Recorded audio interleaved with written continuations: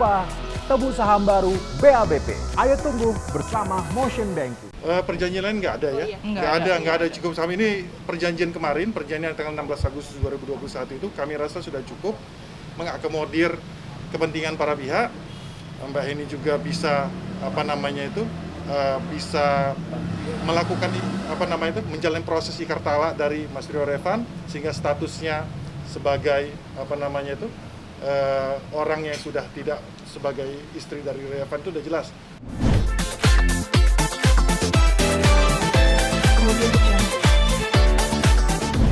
Ya, Bang, agendanya mungkin sedikit. Ya, agendanya hari ini kami mendampingi klien kami Mbak Heni Mona untuk mencabut laporan polisi yang pernah dibuat sebelumnya, ya kan, terkait dengan masalah dugaan adanya pelanggaran Undang-Undang ITE. Nah, kenapa laporan ini dicabut? Sebenarnya ada latar belakangnya karena Mbak Heni Mona dengan Saudara Rio Revan itu sudah mencapai kesepakatan perdamaian.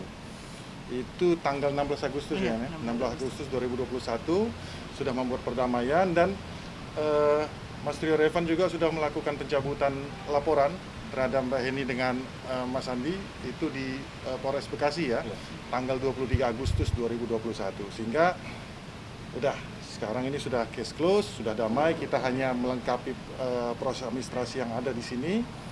Ya mudah-mudahan ke depan tidak ada apa-apa. Doakan saja yang terbaik buat Mbak Heni, buat Mas Andi, juga untuk Mas Rio Revan lah ke depannya seperti itu. Bang, perdamaiannya apa? Yang dicapai perdamaiannya apa aja, Bang? Gini, jadi alasan daripada perdamaian itu kami melihat, ya kan, mungkin juga ada diskusi dengan keluarga segala macam.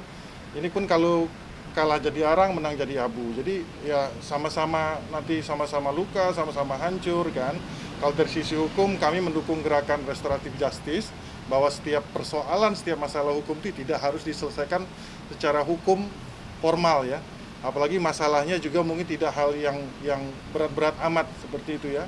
Tidak ada kerugian pihak-pihak lain atau kerugian negara yang sehingga mengakibatkan itu harus ditindaklanjuti ke arah proses hukum yang lebih lanjut lagi. Jadi kurang lebih seperti itu ya. Mbak Heni, ada deal-deal apa sih Mbak Heni dalam konteks apakah untuk nanti urusan perceraiannya sudah akan berjalan lancar atau seperti apa gitu kan? Kemarin sih dealnya perdamaiannya 16 Agustus itu di dalam suratnya itu Rio akan kasih kuasa hukum istimewa kepada lawyernya dia buat ikrar talak, terus juga cabut perkara yang seperti Bang Hendarsam bilang, dan saya harus cabut perkara di Polres Jakarta Selatan. Ada nego-nego tertentu nggak dalam konteks apakah ada nominal atau seperti apa? Nggak ada sih, nggak ada, cuman dia minta, pokoknya Rio minta saya untuk cabut perkara di Polres Jakarta Selatan, itu sih yang dia minta. Jadi biar artinya motivasinya itu supaya kedua belah pihak ini langkah ke depannya sama-sama lancar, tidak saling menghalangi, tidak saling mempersulit gitu. Toh bagaimanapun juga Mbak Heni dengan Mas Rio dulunya adalah suami istri, tentunya nikah pun, orang nikah itu kan baik-baik semuanya ya. Nikah itu tujuannya baik, tentunya kita lihat ke depannya juga harus baik lah. Cara bungkusnya pun harus dengan baik lah. Dari hal ini kan, dari adanya laporan, segala macam, mungkin ada beberapa kasus di belakangnya, terus sekarang perdamaian gitu, mungkin banyak yang menjadi pertanyaan gitu bahwa hukum menjadi suatu permainan untuk kalian, untuk meningkatkan, untuk menjadi sensasi hal ini, mungkin seperti itu? Oh iya, enggak, sebenarnya tidak seperti itu. Kalau kita melihatnya gini, harus dilihat tendensinya atau tendensinya pada saat membuat laporan itu apa gitu loh. Harus dilihat.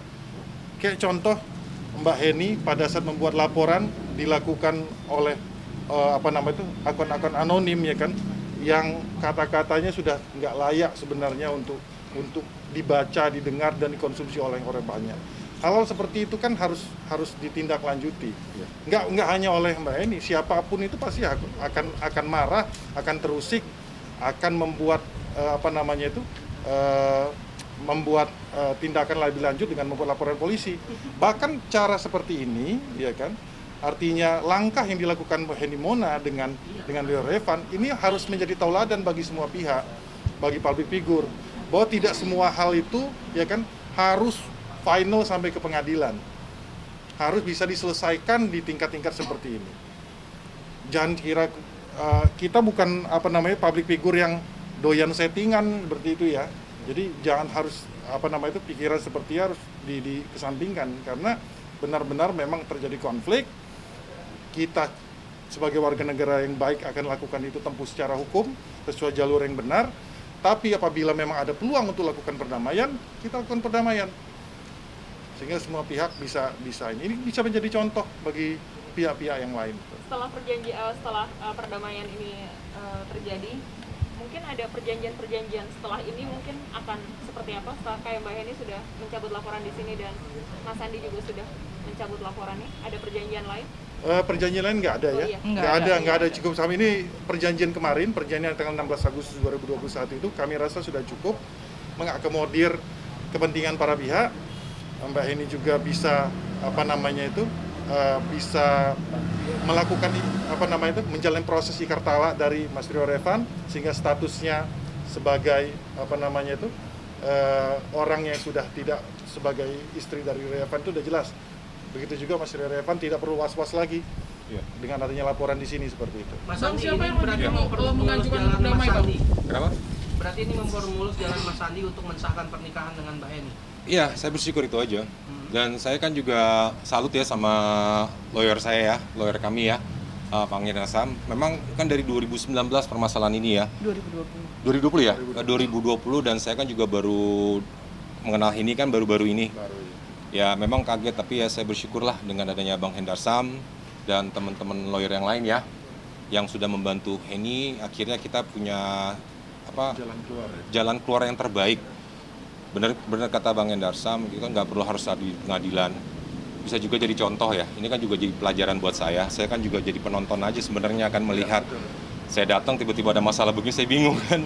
Cuma akhirnya ya alhamdulillah lah, saya bersyukur udah selesai semuanya, semua berdamai. Memang ada proses ya, kan di Polres Jakarta Selatan, habis itu nanti kita mungkin datang ketemu Rio ya, kita menjenguk Rio juga.